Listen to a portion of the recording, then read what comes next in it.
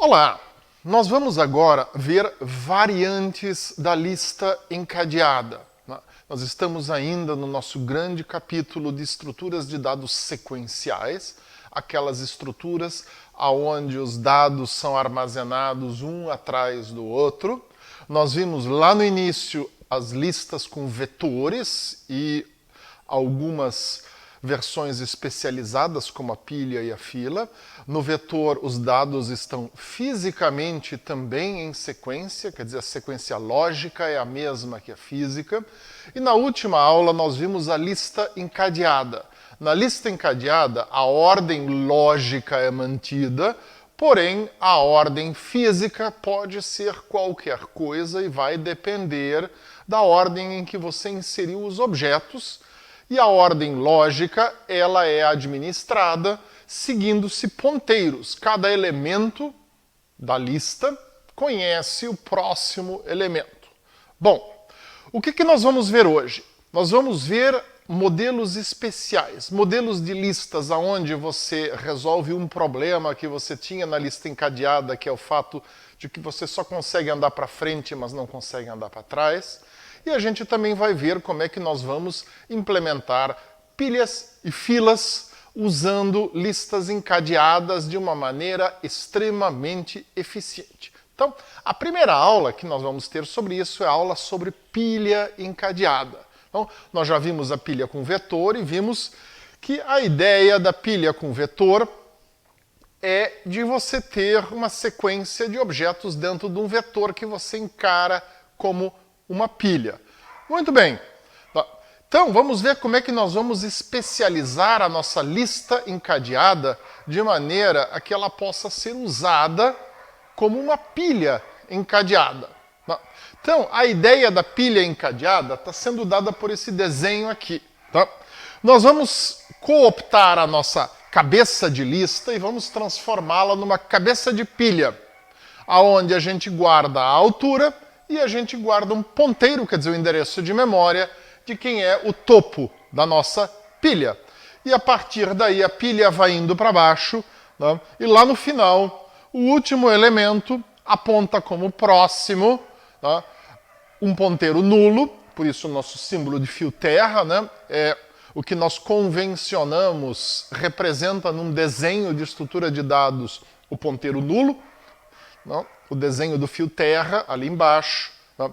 Então, no fundo, se você colocar esse desenho na horizontal, você vai ter uma lista do jeito que a gente viu na última aula. Bom, vamos ver como é que a gente implementa então os algoritmos de lista encadeada para a pilha. Tá? Então, a ideia é essa daqui. Né? Como eu falei para vocês lá no início, em estrutura de dados a gente tem metáforas que estão por trás do funcionamento de uma pilha. No caso, a estrutura de dados pilha funciona como uma pilha natural. Né?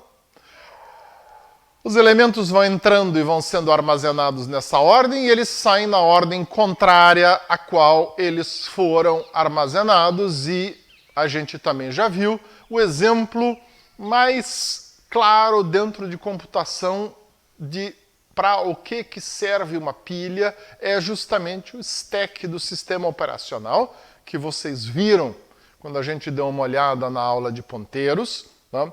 E a gente vai ver mais lá para frente, quando a gente olhar algoritmos de percurso em árvore, a gente vai ver também que a pilha serve para a gente guardar decisões de para que lado que a gente foi nos ramos de uma árvore, se nós não quisermos usar algoritmos recursivos, mas quisermos sim usar algoritmos iterativos com um laço, aí a gente guarda decisões numa pilha. É uma maneira de fazer, e em algumas linguagens de programação mais antigas, que não tinham recursão, como o Fortran, por exemplo, era o único jeito de você implementar uma árvore. Mas isso a gente vai ver lá na frente quando nós chegarmos em estruturas que não são estruturas sequenciais lineares. Tá? No momento a gente está falando de estruturas lineares e eu não tenho nenhuma decisão a tomar sobre eu vou para um lado, vou para outro, como é que o caminho por dentro da minha estrutura. Aqui só tem uma decisão, é para um lado ou para outro. Muito bem. Então vamos empilhar de novo aqui. Quando a gente fez isso com o vetor, a gente viu que a gente precisava de uma variável auxiliar e o vetor, e mais nada. Né? A nossa classe era muito simples. Na nossa pilha, né, a gente vai também ter uma implementação muito simples. Nós não vamos precisar de nada além daquilo que nós já tínhamos, né, na nossa lista encadeada. A diferença é que na pilha encadeada a gente não precisa prever, né, o tamanho máximo da pilha. O tamanho máximo é o tamanho da área de heap livre para a memória daquele programa. Então, isso facilita muito o nosso projeto de pilhas se a gente usa uma lista encadeada para fazer esse projeto. Além do que, a gente tem algumas outras vantagens que nós já vamos ver. Observem o desenho aqui, né? E vocês estão vendo que o topo da pilha sempre é o primeiro elemento da nossa lista encadeada aqui. Né?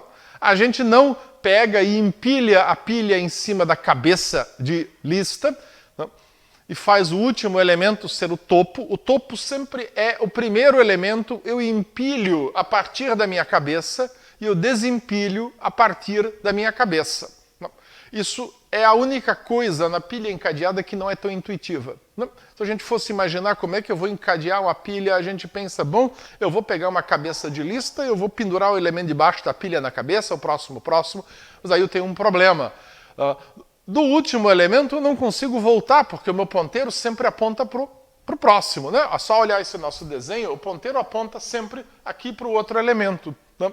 Então eu não tenho como vir aqui de baixo e ir para lá. Então se eu botar isso de cabeça para baixo, né, metaforicamente, e imaginar o meu topo da pilha é a uva, eu não consigo ir da uva para a maçã, porque a uva não sabe em que endereço de memória que a maçã está. A maçã sabe o endereço de memória da uva. Né? Então é essa a ordem que a gente vai ir. Tá? O nosso topo da pilha é o melão. Embaixo do melão tem a maçã, embaixo tem a uva, e eu consigo empilhar e desempilhar. Eu posso botar coisas em cima do melão e eu posso tirar o melão e eu chego na maçã. Né? Fica muito fácil se a gente trabalha as nossas pilhas desta maneira. Tá? Então eu tenho esse elemento, que era a minha cabeça de lista, que agora eu chamo de cabeça de pilha. Né? E eu tenho aqui um elemento de pilha. Na verdade, nesse exemplo, nós temos 3 elementos de pilha. Por acaso, a uva é o último, então o ponteiro próximo dela é um ponteiro nulo, representado novamente, como eu já falei antes, pelo símbolo do fio terra. Muito bem. Então, o que a gente vai necessitar? A nossa cabeça de pilha, estruturalmente, é idêntica à cabeça de lista. Eu tenho um ponteiro para um elemento de dados, então, para um ponteiro para um tipo T elemento, que eu vou chamar de dados, e eu tenho um inteiro que me diz qual é o tamanho da pilha. Não preciso de mais nada além disso. Tá? O meu elemento também tem a mesma estrutura que um elemento de lista. Aqui também não mudou nada. Né? Eu vou ter um ponteiro para o próximo, quer dizer, um ponteiro também para tipo elemento, né? E eu vou ter um ponteiro para o tipo que eu vou usar na minha aplicação, que eu vou chamar de campo info. Né? Ou eu tenho a própria variável. Nesse exemplo aqui é a própria variável, né? Mas eu posso também fazer info ser um ponteiro para o tipo que eu vou usar nessa aplicação. A única coisa que muda é o meu destrutor da pilha, como a gente já havia visto lá no destrutor da lista. Se você tem dúvida, dê uma olhada de volta lá na aula da lista encadeada para entender, né, o que a minha decisão de projeto aqui afeta na hora que eu faço o meu destrutor. Tá? Se eu tenho uma variável aqui no campo info, e aqui tem um objeto dentro, tá? A hora que eu mando destruir um elemento de pilha, o objeto também é liberado. Se isso aqui é um ponteiro para um objeto que contém a informação daquele elemento da pilha, se eu destruir esse elemento, o objeto não é destruído e fica lá como lixo de memória. Então eu tenho que prever uma chamada ao destrutor deste objeto. Né? Isso é uma repetição do que eu falei na aula passada, mas vocês vão perceber que Mesmo programas comerciais, às vezes programas que vocês compraram caro, tem vazamento de memória. Você começa a rodar o programa e a memória aumenta, a memória aumenta, a memória aumenta, a memória aumenta, e você não entende por quê. Programação ruim. Né? Programação ruim justamente na hora de se prever os destrutores para classes, e as pessoas esquecem que quando uma classe tem uma variável de instância, que é um ponteiro, um campo que é um ponteiro para uma outra instância, a hora que eu mando destruir aquele objeto, eu não destruo os outros objetos para os quais ele aponta. Se eu quero que sejam destruídos também, eu tenho que explicitamente, naquela rotina de destruição, chamar o destrutor do outro, ou, como em algumas linguagens de programação, chamar uma rotina de destruição profunda, que é uma rotina que primeiro percorre todos os encadeamentos de ponteiro do objeto e vai destruindo de trás para frente. Né? É uma rotina recursiva. Você pode pensar em fazer um deep destroy, por exemplo, para a sua classe, tá? Que automaticamente sai destruindo tudo sem muito critério. Mas isso é uma coisa que pode sair pela culatra também, por exemplo, quando a gente tem listas circulares ou outras coisas, você manda destruir um elemento e acaba com a lista toda destruída. Tem que tomar cuidado o que você vai fazer. Né? Então é sempre bom dar uma boa pensada, tá? Fazer um bom desenho, entender muito bem como é que vai ser o projeto do seu objeto de maneira a que não ocorra esse tipo de problema. Muito bem, o tipo info vai ser uma classe que contém vários campos que dependem da sua aplicação. Tá? Pode ser qualquer coisa. Tá? Se você tem uma lista de empregados de uma empresa, pode ser nome, endereço, CPF, salário, cargo, etc., ou qualquer outra coisa. Tá? Não importa para nós no momento. Tá? A ideia é que você vai definir isso num header file específico, info.h, por exemplo, e esse é um header file que você troca dependendo de em que aplicação que você vai encaixar aquela pilha ou aquela lista. Muito bem. Do ponto de vista funcional, a nossa modelagem vai basicamente ser a mesma da nossa pilha com vetor. As mesmas. Na nossa pilha com vetor, na verdade, nós tínhamos uma função a mais. Nós tínhamos duas funções de entrada e saída, duas funções de teste e uma função de inicialização. Aqui, a coisa é um pouco diferente. Nós vamos ter duas funções de entrada e saída, apenas uma função de teste, que é pilha vazia, pilha cheia não tem. Não? Pilha cheia é quando a memória está cheia. Tá? E nós previmos aqui um construtor, cria pilha. Como eu falei para você, pode ser que você precise de um destrutor específico que vai depender agora de como é que você está definindo o seu campo info. Isso a gente pode discutir mais adiante na aula prática. Por enquanto, vamos abstrair disso.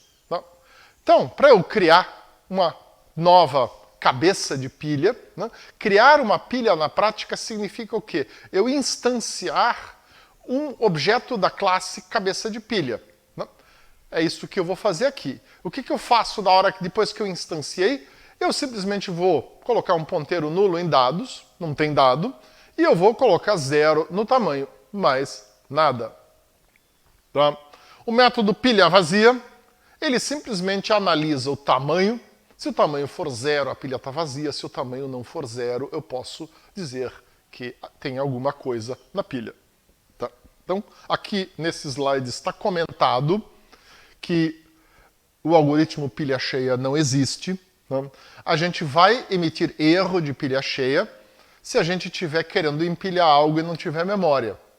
Mas aí simplesmente o que acontece? Na hora que eu mando criar um novo elemento de pilha, se a minha chamada à função de criação devolver um ponteiro nulo, é porque não foi possível alocar memória. Aí eu retorno um erro de pilha cheia. Senão, não. Eu não preciso mais de uma função interna na minha classe que faz esse teste. Lá no vetor eu precisava. Muito bem.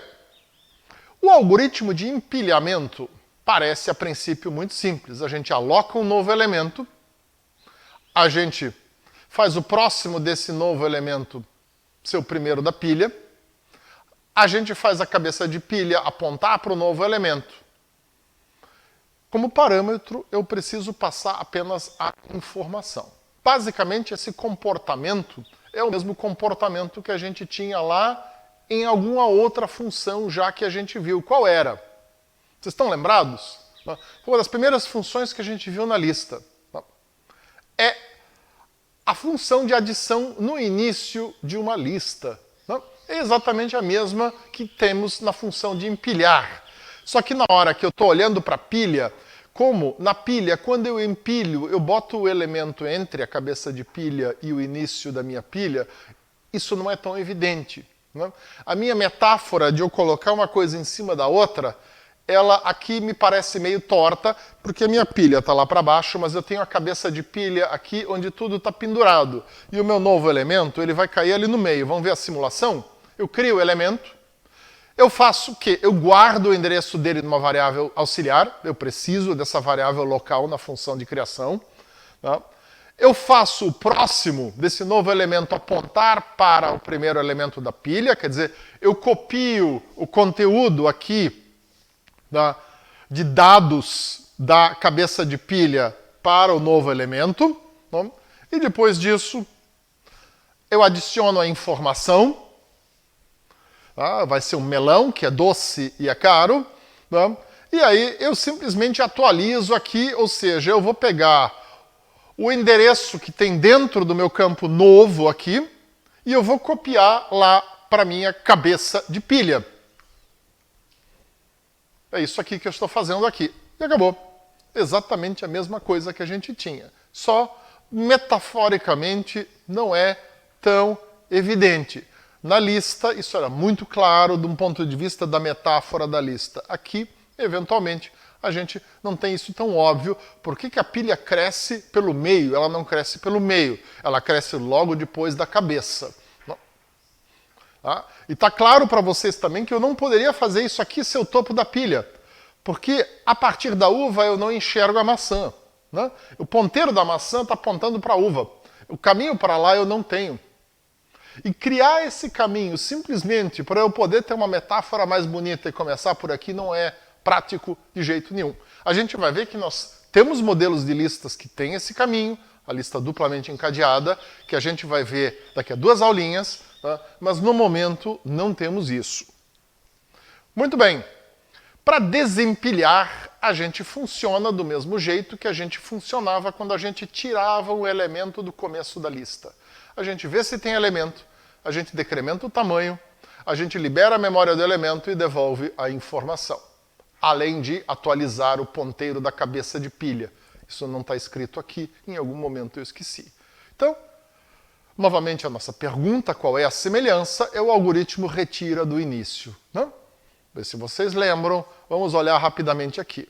Tá? Eu guardo o endereço daquele que vai sair com uma variável auxiliar, primeira coisa a fazer. Tá? Em seguida, eu guardo o endereço da informação também com uma variável auxiliar, que eu vou chamar de volta, é aquilo que eu vou mandar de volta. Mesmo que eu queira só tirar o objeto da pilha, tá? Eu vou mandar ele de volta. Por quê? Pode ser que eu queira usar. Então, ao invés de a gente fazer 2 funções diferentes, 2 métodos diferentes, um que só tira e o outro que tira e devolve, vamos sempre fazer devolver, você pode ignorar o resultado da função. Né? Tá? O próximo passo aqui, olha só, eu atualizar o ponteiro da minha cabeça de pilha, ou seja, eu vou pegar e vou copiar para a minha cabeça de pilha o próximo do valor apontado pela cabeça de pilha. E aí eu decremento e elimino o objeto.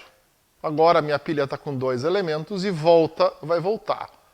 Então, basicamente, é este algoritmo aqui. A gente já tinha visto isso aqui antes. Não tem diferença em relação à nossa lista. Tá? Aqui simplesmente está aí para a gente dar uma olhada no algoritmo. Não tem nada que você vai fazer diferente. Então, qual é a vantagem da pilha encadeada? Você já implementou, só tem que mudar o nome da classe e jogar fora um monte de funções e você tem uma pilha que você vai usar para depois trabalhar com algoritmos iterativos em percurso de árvore e outras coisas que talvez você venha a fazer mais na frente para a disciplina. Então implemente isso aqui legal, isso é muito útil para você e saber isso aqui também é importante quando você for fazer a disciplina de sistemas operacionais, onde eventualmente você vai ter que mexer com pilhas também. Então, essa aula é curta, o objetivo é introduzir esta estrutura de dados porque ela é bastante útil. Na próxima aula nós vamos ver a fila encadeada e na fila encadeada vai ter novidade, mas vão ser novidades diferentes, por exemplo, daquela fila com interpretação circular que a gente viu antes. Vai lá, vá assistir a próxima também. Tchau, gente!